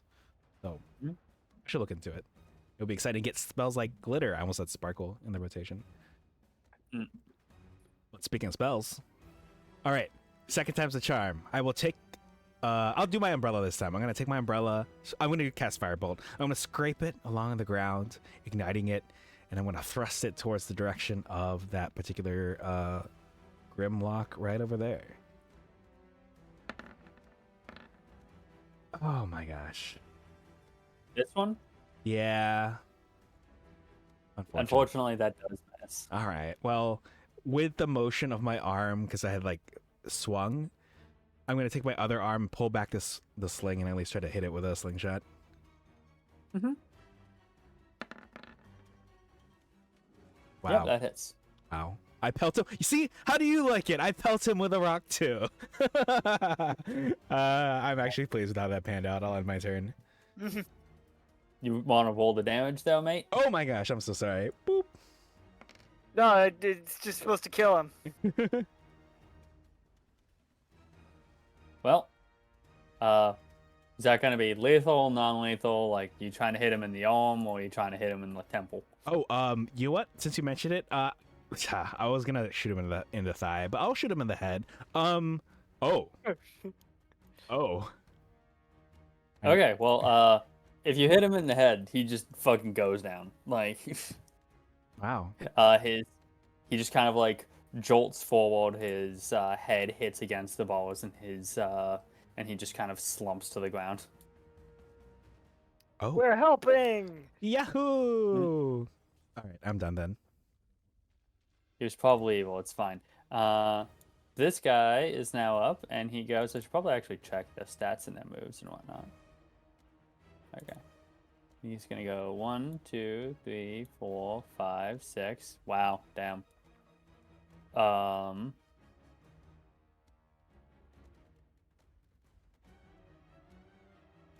Yeah, I guess he's just gonna dash and go 1, 2, 3. And that's gonna be then his turn.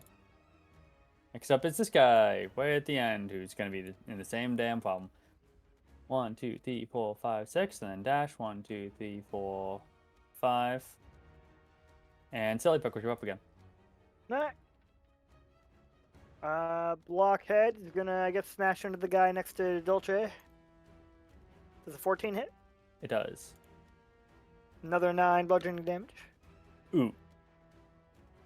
Then does an 11 hit? It does, actually. Cool. 14 bludgeoning damage. Hooray, invalidating all of your previous efforts.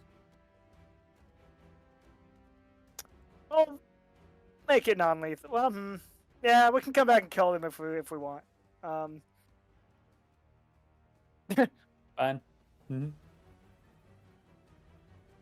What's the UI for this shit? I don't know anymore. God, it's so big. Oh. Anything else from you? Nope. It's the end of my turn. Next up is this guy over here going 1, 2, 3, 4, 5, 6. 1, 2, 3. And lastly, this guy over here going 1, 2, 3, 4, 5. And he actually gets to make an attack. Huzzah! Eat spiked bone club, punk. Oh, And it's a 22 up Silly Pickle's head. Oh yeah, that'll hit. Let's see.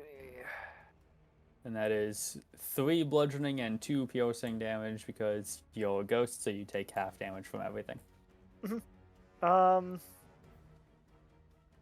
Yeah, okay. Okay. Oh wait, I And- guess I can have that even further, huh? Yep. I'll do that.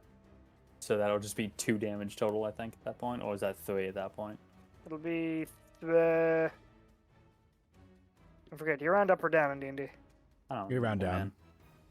You're the Okay. rules person here. Yeah, true. All right, got it. So then, if you round down, then yeah, it'd be 2 damage. Sweet. Death by 1,000 cuts. Except all those individual tiny 1,000 cuts are like a dragon's fucking breath weapon. You just take no goddamn damage from anything. Lightning, you're up. I'm so sorry I missed it. What does this icon on the person between us mean? Before I... He's sleeping. Oh, he's He's sleeping. unconscious. Oh, He's sleeping. oh, He is knocked out. we're going non-lethal, are we? Apparently. You can do whatever you want. All right, I'm gonna step back 5 feet. I'm gonna apologize in advance. One of my favorite moments from Tsuchi. Yeah, I was about to pull up the clip for it too. Actually, I will pull up the clip for it. But after I make my move, I'm going to point at Daffodil. I'm gonna like make a pained look with my face, like I'm so sorry. I'm gonna cast Shatter.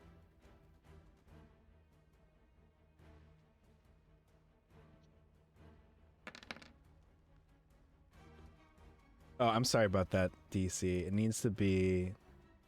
What is mine? It is 8 plus. Oh, that's 11, 12, I think. Oh, thank you. Where are you centering it? Oh, on Daffodil. It's because I want to get all of the dudes, but I don't want to get that commoner. Thunderwave is a 15-foot cube, but I couldn't get all 5 of them without also. Okay. 10, 15, 5, 10. I couldn't figure out a I just way to wanted get the to cube. double check. Yeah. I just wanted to double check because I was kind of simply put, I was kind of hoping that you'd forgotten about the radius and so like No. we're just about to fucking like evaporate this pomelo. No, I don't want to kill the Like- commoner. There, you're free to go, you say to like the pile of viscera and intestines in the cell. Theoretically, the cell doors would also take the damage. Ooh. Sure, but like it's I don't like know how much they have HP they have. like ion balls. So like, and the answer is that they don't. The system provided me with no health, so I guess they're functionally invincible. Andy Mhm. 5e That's how it works. cell door HP. Okay, so what is the con save for this thing? I think it's sorry, because it's 8 plus my proficiency bonus plus my intelligence modifier. 8, 3, 4. I think it's 12. Should be 12. Okay. And it's 17 damage halved on a save. Yes, that's correct, and rounded down. Okay. We're gonna go 1, 2, 3, 4.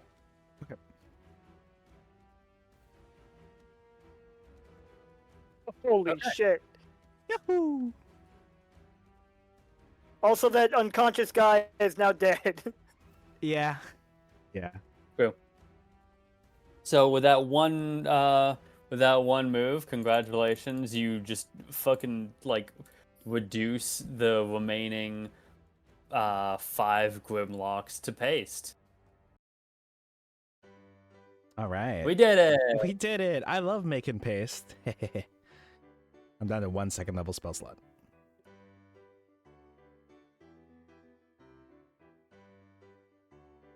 I'm sorry, Blockhead. As a construct, I'm sorry. Ow! I'm sorry. It was the best move. Well, that solved it. Yeah, and now they're free. We can go ahead Those and guys are probably evil. Yeah. yeah. What did this person say they were in here for? I'm gonna ask the hobgoblin next door. Like, hey, what are you in here for? Oh, child trafficking.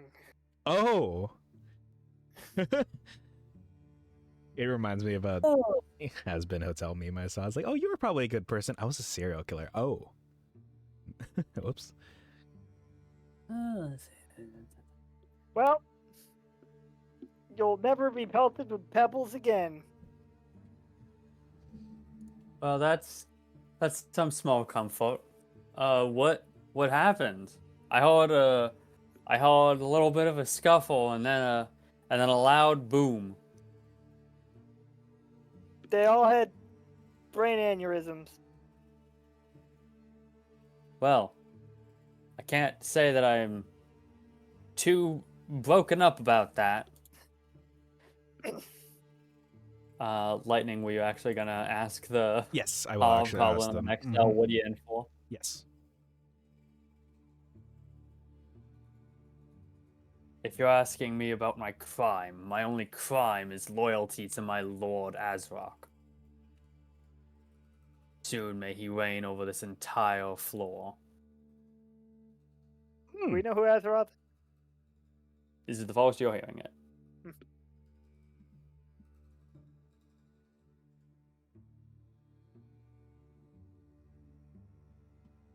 Okay, you know what? I'm going to go over to this next one along here with Daffodil. We're going to find out what everyone's war crimes are. It's a fun little icebreaker that I like to call find out what everyone's war crimes are.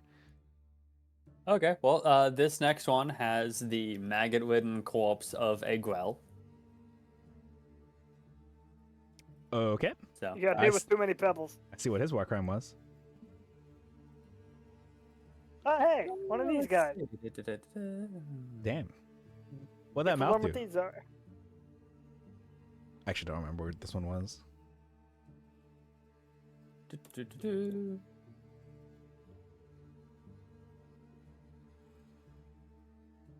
Pretty much as soon as Silly Pickles gets in front of this gate, he fires a hand crossbow bolt at her. Damn. Buy me dinner first. Does a 21 hit you, Daffodil? Oh, I can't see the roll, but yes. Oh. These guys tell us that too, Westball. I hate that it fucking does that. Man, I wish I could play Careless Whisper right now in response to that. Wow, wow, wow, wow. Wow, wow, wow, wow. I'll just roll a new one. Fuck it. Well, wouldn't you know it, the next one doesn't hit. Hey, well, you can just stay in there then if you're going to be like that. I'm gonna move to the next one. What the fuck? Oh, he's a drow. Yeah, that makes sense. That would have been my guess. I'm just gonna keep going.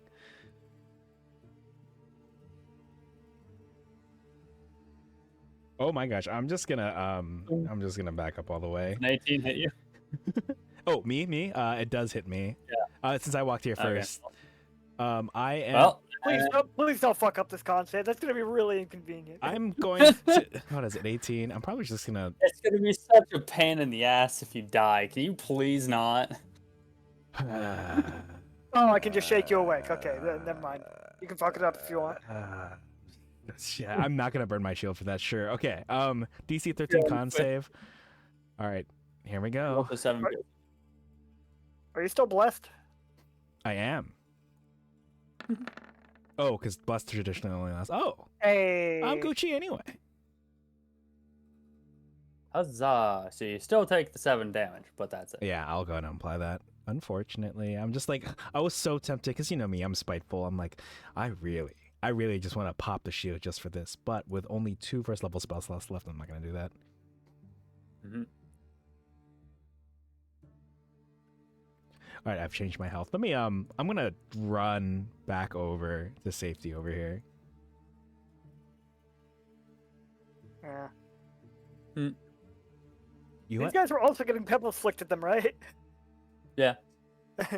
So Pickles will levitate a pebble and just like blindly fling it into that cell. Oh yeah, I forgot you can heal, levitate stuff. You heal in Elvish. Ow. Now, why are you shooting at me? Hey, what'd that guy say? Dolce says, who doesn't speak Elvish.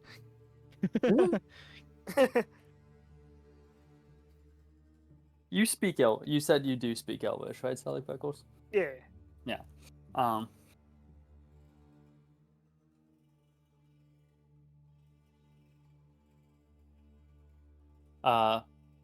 So since did you respond to him in Elvish? Yeah, might as well. Yeah, okay. Well, he responds in Taunt, shouting at, he responds in Taunt. Be gone from our territory. House Avianto will rule forever on this floor. You just say House Caviander? What did? Aviando. Oh, okay, but- sorry. For a sec, I was like, the Arbiter's name? What? Is this a crossover with my other character? Damn. Okay, I understand. And hey, you, and she'll flick a pebble at this guy. Why'd you shoot at us? Same reason. Be gone from our territory. Is that not clear? Okay, goodbye. Yeah, you better run. Flick. Ow. Wait, Well, what weird political alignment do you have, commoner?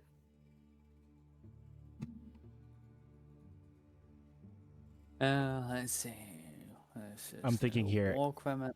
if they were captured by the people up top, what if we let them go and have them assist us with that fight up? You know, obviously we have to figure out the situation is, but I'm like daydreaming about sticking them against the people up there. It's war criminal, agent of Avernus, and undercover cop. Agent of Avernus is fine, but undercover cop, no. I'll excuse Agent of Avernus, but I draw the line at undercover cop. Yep. I can excuse devilish bargains, but I draw the line at police walk.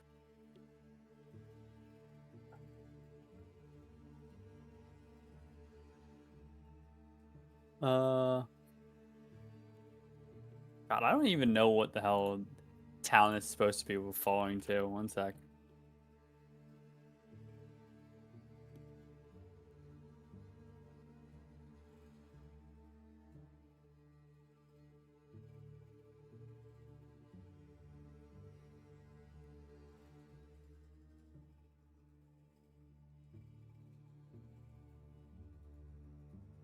Okay. That is the stupidest possible fucking way to follow this. Anyway, the communal answer is that he's just a man from Waterdeep. And Apparently, the way you say that is that he is Waterdavian. Apparently, Yes, Waterdavian. It's interesting. the most incredibly unclear word I have ever read. What the hell does this mean? I think I really only saw the word in use because, you know, people started playing Baldur's Gate 3 and Gale's from Waterdeep, and so they're like, yeah, he's Waterdavian. I'm like, huh? He's water what? Yeah, I never saw anyone say that. alright, so if we get you out of here, are you just gonna try and leave? Yeah. Of course. Why would I want to stay here? Do I get the sense that this person's being genuine? You get the sense that he's being genuinely scared. Mm, He does not appear to be lying. gotcha. Alright. Granted, you look pretty frail. I'm not sure you'll make it up top, but you know, better than rotting away in the cell. What do you mean? Where am I? Oh, you're. Oh no. Oh, you're in the dungeon of the Mad Mage. But What? shh. How? What? No. What? Don't worry, we've escorted multiple Maybe I shouldn't say we've escorted multiple people to safety. Probably anyway. What were you about to say? Why'd you cut yourself off? Oh, just because We didn't follow all of them up there. we've at least guided people in the right direction, kind of like a youth pastor. Alright, do any of these guys have a cell key on them? Nope. For a second, I thought you meant Selkie, like the aquatic creature. Yep, that's actually where my mind went to at first, and I was like, nope, that doesn't make sense, yo. Alright, well. Does the door appear to have been weakened any by the shatter spell? Nope. Damn. Goldie Dwarven crafts. If only we had some sort of person who could pick locks. Alas. Yep, if only. Well, if I find a key, we'll come back for you.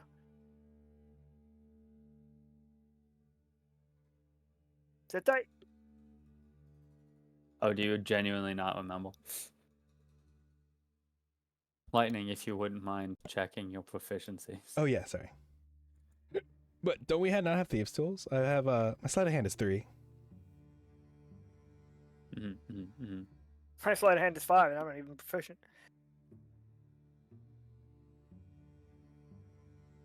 I'm also not proficient. Wait, didn't I pick up? Hold on. Healer's kit, short sword. I don't You have think. thieves' tools in a sense. Oh, thank you. Sorry. I have my fingers. Oh, Yeah, I can finger this lock all good. And then, so you want me to work on this? Sure. All right. Give Well, this guy a fighting chance anyway. I will go ahead and stick my bony little fingers literally into the hole and attempt to unlock the cell door. Excellent. Alright, give me a dex check for that. Oh, dex check. Okay. Let's see. Or sleight of hand or whatever. Schloop. Roll something. Roll something. Oh, is Hey, it? yeah, It's on the that'll do side. it. Yahoo! You're unnatural. You barely had to put in any effort to that at all. You almost want to question if the door was even locked. Nice.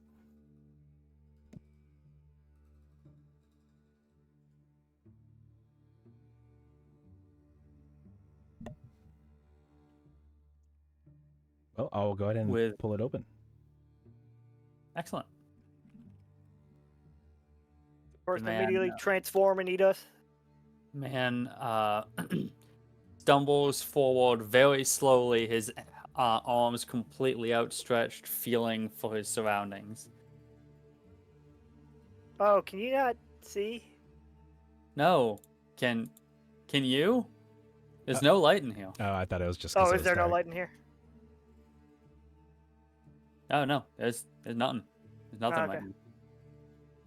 I will Remember Don't check it. the only folks in here that had any ability to move around have blind sight. I will ensure that my bullseye lantern is lit. Allow this person a little bit of assistance. Excellent. Also, yes, fingering 100. That's the goal. Oh yeah. Alright, well, while we're here, hey you, what are you gonna do if we let you go? Baton to my lord. What the fuck his name is? Azrock, of course. So what's his goal? I like how you're asking this after we let him out, but As stated previously, his goal is to rule this entire floor. does he like As need is basically- help with that? Like, sorry, not help as in obviously he doesn't need help because he's the great Lord Azrak, but would he like assistance facilitating that, speeding it along? I just want to know what the over under, I'm not using that phrase correctly, is here in this situation. You're correct. He does not need assistance. However, I am sure that he would be more than willing to accept more manpower. Right. Now, who are the people who dare stand in Lord Azrak's way? Obstacles, pebbles on path, as you will. He, he gestures with his thumb over towards the cells that have the 3 drow in them. Oh! So you're saying we should leave them in there? They're barely even prisoners. From what I've gathered, they're just new horse in training for their cruel queen Aviandor. You say? You hear in like perfect common from the one farthest from the cell farthest down. Consort in training. They're not prostitutes, they're call girls. They're not whores, they're consorts. I understand. Oh. Mhm. Consorts get The world crossbows? And then in the drow military, everyone gets crossbows. Even the consorts, could lead to some interesting encounters. I completely understand. I've used a crossbow or two in my time, that is for sure, but I can respect it.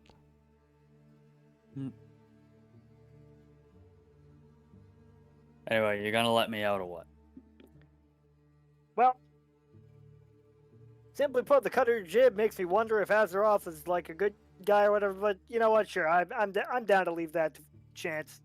He's not a good guy. He's the best guy. And he is the best to rule this floor. All right, is his way of ruling this floor going to be like crushing those who oppose him with an iron fist? Like everyone else on this floor, yes. Like everyone else on this floor, it's not just something that Lord Azrak would say. Everyone would be like that. Do you know anything about the people who are north of us? Something about a Madam of Yonder? Are they averse to Lord Azrak's goals, perchance? As stated previously, yes. Okay, just double checking. So you're gonna go ahead and hop in there, take care of them, or are you just gonna go back to your? Actually, can you probably know this floor pretty well as long as you've got a light source, right? Do you mind? Would you serve as dark vision?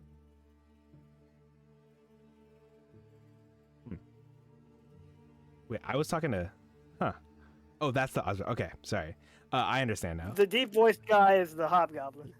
Okay. Well, you probably know your way around this floor, right? Would you be able to serve as our guide, perchance? Get us to the good spots. You know what I mean? No. Oh. Alas. I can give you general directions to make it to Azrok's camp, but as you can see, there are consequences for us. There are consequences for a lone soldier wandering too far outside of our territory. I see. Well, do you know the way to get to the next floor? In time, but not now.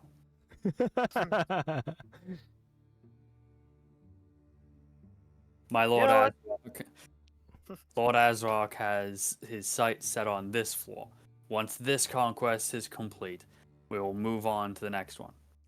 I would say no what the answer to this question is going to be, but hey, you clearly need scouts for the next floor. If you could help us go on ahead, we can totally scope out the next floor and come back and report our findings to help conquest go much more smoothly on this fourth floor. I'm saying this mostly in jest. As a player, mostly in jest. Look, I have responsibilities. I have a job. I cannot simply go gallivanting around. I was not captured because I was out for a leisurely stroll. I was scouting out Aviandor's defenses, and I got captured while on mission. So, if you release me, I will be able to go report my findings, and I can put in a good word for you with Lord Azrak. I like it. I like good words put in for me. Yeah. We barely understand what's going on, so it might as well be a good idea to get in a good word with multiple people. Yeah. I have gathered. Okay. Well, if you want. Yeah, go ahead and let him out. All right. I will start fingering the door.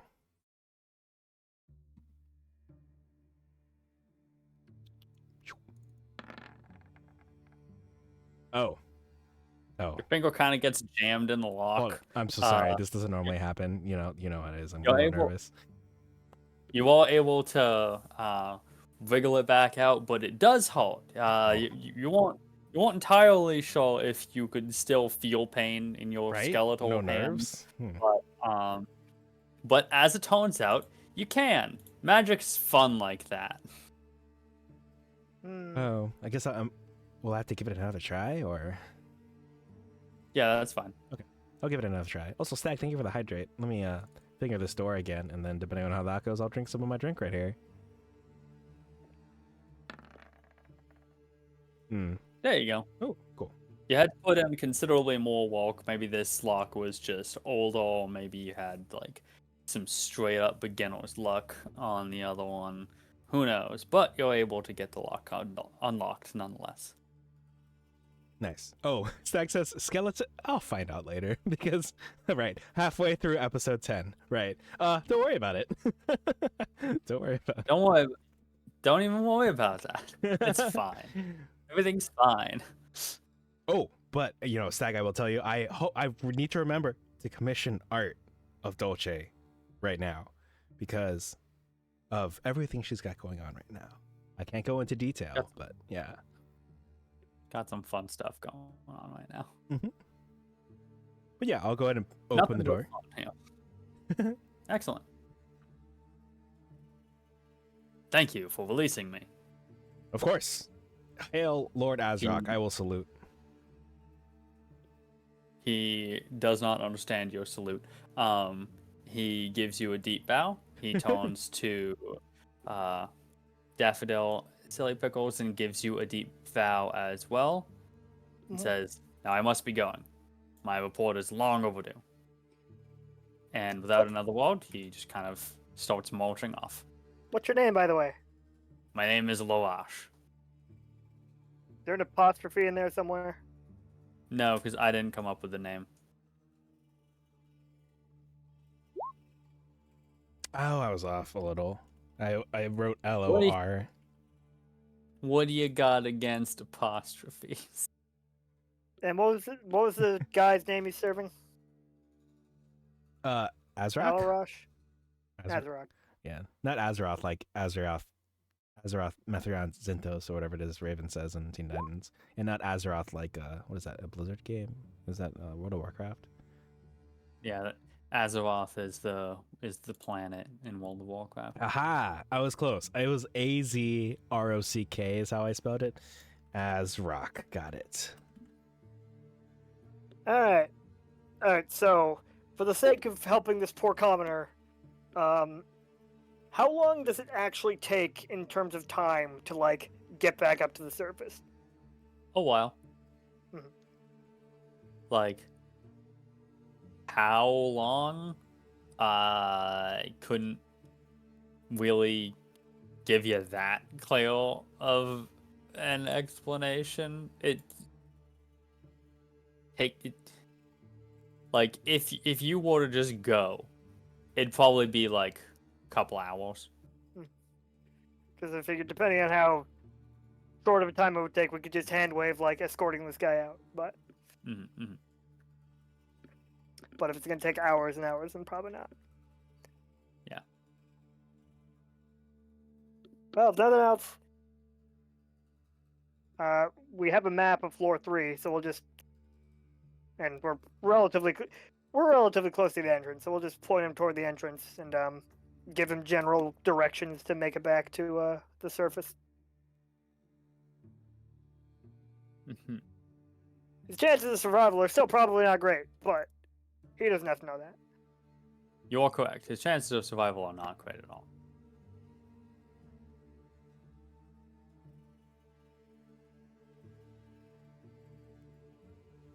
Oh.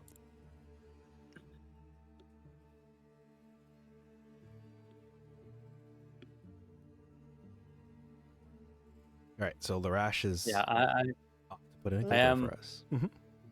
Yeah. What'd you say? God have it again. I can definitely understand the appeal of wanting to have. God, well, is this shit supposed to be? Oh, Captain.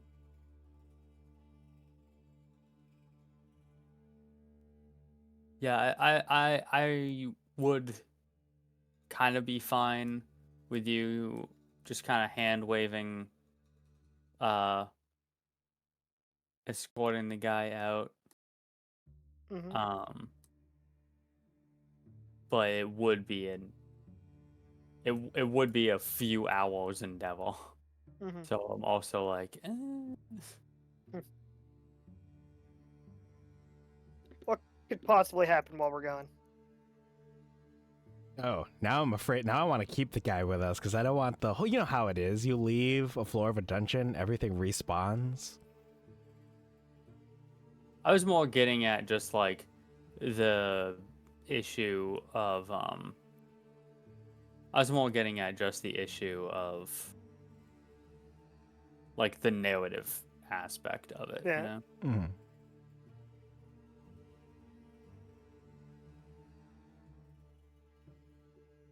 Yo, where the fuck is this dude supposed to be?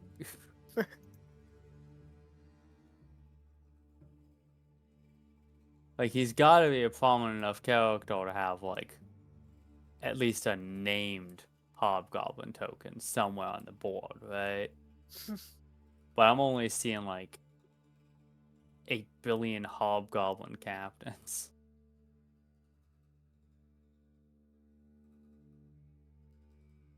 Asrock, where the fuck are you?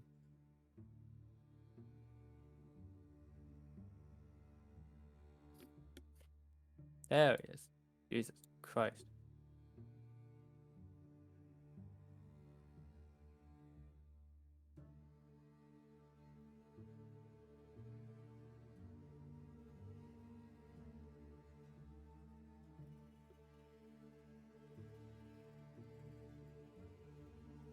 How do you guys feel about calling it there? That's probably fine. I'm cool for it, honestly. Yeah. I was starting to fade a little bit, but I was like, I'll power through. I'm cool for it. We made it 70 feet. We're having Yeah. we're having good talks. I had 2 common encounters and some chats. Yeah. So yeah, so if you'd like, you can move your characters like back to the start of this floor, Ooh. and we'll just say that you guys escorted the commoner Geldax Briel back to the surface, and like and then like you made your way back down here, Nice. Works for me. and give you guys a short rest for your trouble. Hey. Yahoo! I'll just put Geldax next to my good friend Greach over here. All right. Let's see, 7 puts me at 56. Ugh, 4 puts me at 60. And 8 puts me at a nice and balmy 68 degrees.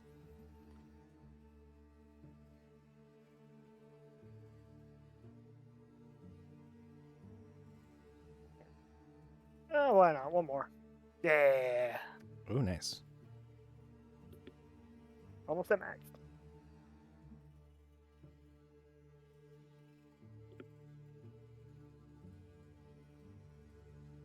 Yeah, I should probably take blockhead with me. Yeah, seems important.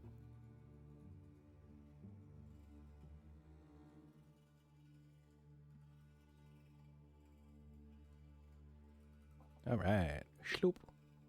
And we're back in the tavern. All right. All right. Before I bring us out, I was wondering if you all had, obviously we don't have to stick around long for after, but I was wondering if, as far as raids go, you preferred, there's a few choices here. There's art. There's this game that looks like Stardew but isn't, called Traveler's Rest. There's the fighting game Guilty Gear Strive. Valorant. Persona 5 Royal, Metroid Prime Federation Force. You know, the very popular game that everyone loved. I say in jest. If you all had a preference. Stag, this counts for you too.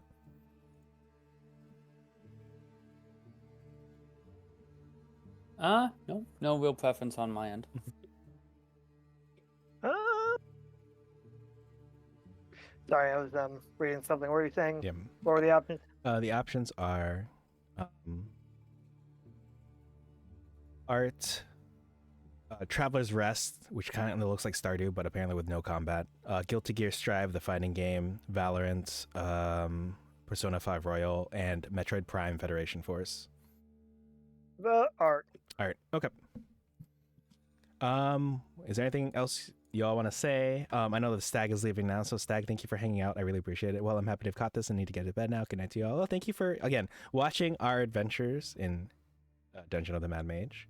I appreciate it. I look forward to you getting to where we are at this point. You. Okay, but yes, I will go ahead and start this raid. Is there anything you all want to say before we get out of here? Tip your I waitress. think I'm good. Yes, tip your waitress for sure.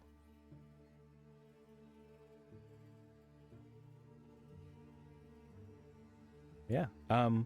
I think I don't got much. But I definitely plan to talk about Daggerheart sometime. That is for sure. But yeah, I hope you all have a good night, a good afternoon, a good morning, wherever you are, whether you're listening live or from the future. And we will catch you all next time. Bye. Bye. Bye.